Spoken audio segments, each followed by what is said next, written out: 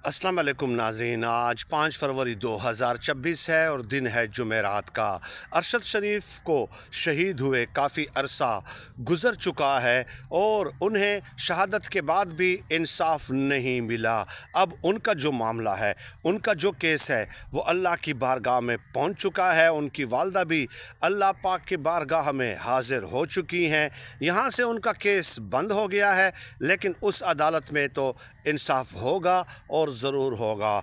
दूसरी तरफ एक शर्मनाक और एक अफसोसनाक ख़बर है कि एक ख़ातून सहाफ़ी हैं, शहादत के बाद भी इंसाफ न मिलने के बावजूद भी उन्होंने अरशद शरीफ पे ताज़ा तरीन हमला किया है। उस सहाफ़ी का नाम मैं आपको बता देता हूँ। उन्होंने ये कहा है, उस सहाफ़ी ने, कि अरशद शरीफ को के बारे में मेरे उनके दोस्तों के साथ, उनके कॉन्फिडेंट के साथ, यानी कि उनके करीबी दोस्तों के साथ, जो उनके राज़दान थे, उनके साथ मेरी बात हुई है। उनके बकौल अरशद शरीफ की सियासत जो है, सहाफ़त जो है, वो कंप्रोमाइज़्ड थी और एक पॉलिटिकल पार्टी उनको इन्फ्लुएंस कर रही थी। यानी बतूल राजपूत उस सहाफ़ी का नाम है। वो ये कहना चाह रही हैं कि वो तहरीक इंसाफ की नुमाइंदगी कर रहे थे, उनसे इन्फ्लुएंस थे, उनकी तर्जुमानी कर रहे थे। ये इंसाफ दिया है बतूल राजपूत साहिबा ने। मैं आपको इसका जवाब देता हूँ कि वो कैसे इन्फ्लुएंस थे या नहीं थे, वो मैं आपको तफसीलन बताता हूँ इसी व्लॉग में। आपने इसको आखिर तक समाअत फरमाना है।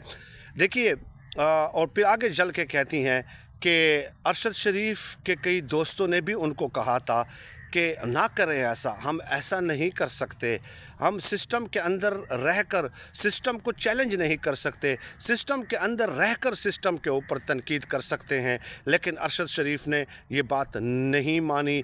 बहरहाल वो कहते हैं कि अरशद शरीफ की, अगर वो सहाफ़ी थे तो उनकी सहाफ़त कंप्रोमाइज़्ड क्यों कर हो गई थी, ये बात कही है। और फिर कहा कि जो भी कुछ है, उनको इस तरह नहीं मारना चाहिए था, उन्हें इंसाफ मिलना चाहिए, ये भी कहा है बतूल राजपूत साहिबा ने। अब मैं आपको बता देता हूँ कि वो कंप्रोमाइज़ थे या नहीं थे। जब मेरे उस्ताद थे काशिफ़ अब्बासी साहब, वो भी ARY न्यूज़ में थे, मैं भी काशिफ़ अब्बासी साहब की टीम का हिस्सा था, और अरशद शरीफ साहब भी ARY न्यूज़ पे प्रोग्राम करते थे। मेरी अक्सर दुआ सलाम उनके साथ रहती थी, करीब से देखने का, बातें करने का, उनको समझने का मुझे मौका मिला। और उनके जो एग्जेक्टिव प्रोड्यूसर हैं अदील राजा साहब, उनके साथ भी अच्छी दुआ सलाम होती थी। तो अब अरशद शरीफ को जहाँ तक मैंने देखा, वो डॉक्यूमेंट्स के ऊपर, सबूतों के ऊपर, एविडेंसेस के ऊपर बहुत ज़्यादा रिलाई भी करते थे, और वो जो है उसके ऊपर डिपेंडेंट भी थे। बग़ैर सबूत के वो किसी बात को तस्लीम नहीं करते थे। यही अरशद शरीफ साहब थे कि इमरान ख़ान साहब के दौरे हुकूमत में उन्होंने बाकायदा एक पूरी वीडियो बनाई कि लॉर्ड किंग ऑफ बनी गाला, इमरान ख़ान साहब के ख़िलाफ़ बनाई, और बाकायदा तहरीक इंसाफ के जो लोग आते थे उनसे हार्ड हिटिंग क्वेश्चंस किए जाते थे।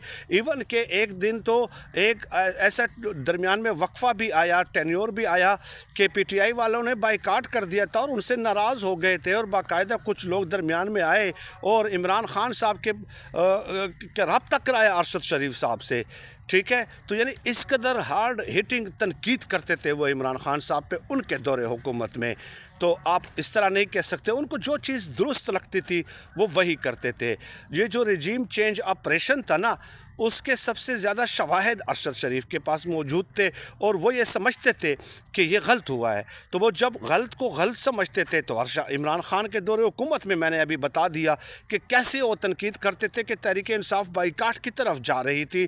इवन कि इमरान ख़ान को दरमियान में मुदाखलत करना पड़ गई और अरशद शरीफ को बुलाना पड़ गया, और अरशद शरीफ को बाकायदा इंटरव्यू दिया इमरान ख़ान साहब ने कि आपके जो भी तहफ़्फ़ुज़ात हैं मेरे से बात करें, इंटरव्यू में मुझसे पूछें, आपके पास जो भी एविडेंसेस हैं या सबूत है।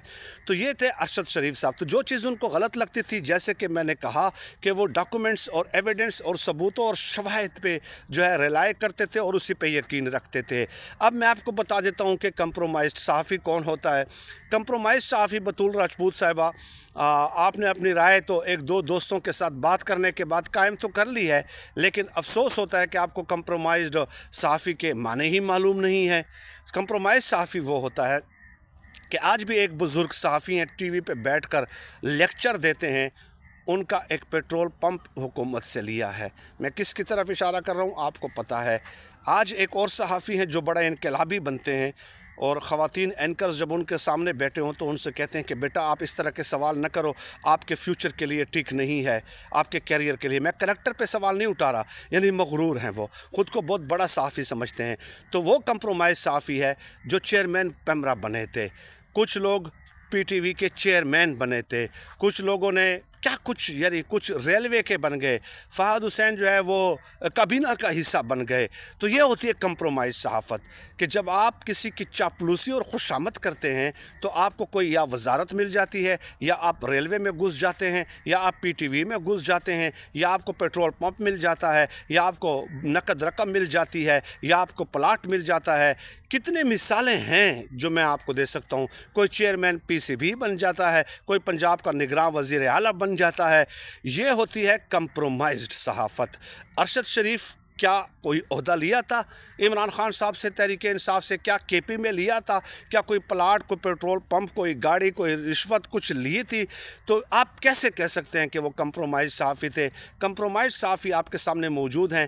محض ایک دو دوستوں کے ساتھ بات کرنے کی بنیاد پہ آپ کا ان کے متعلق ایسا ایک نظریہ قائم کرنا آپ کی ذہنی سطح کو اور صحافت میں آپ کے لیول آف انٹلیکٹ اور انٹلیکچول ڈسپلن کو ظاہر کرتا ہے۔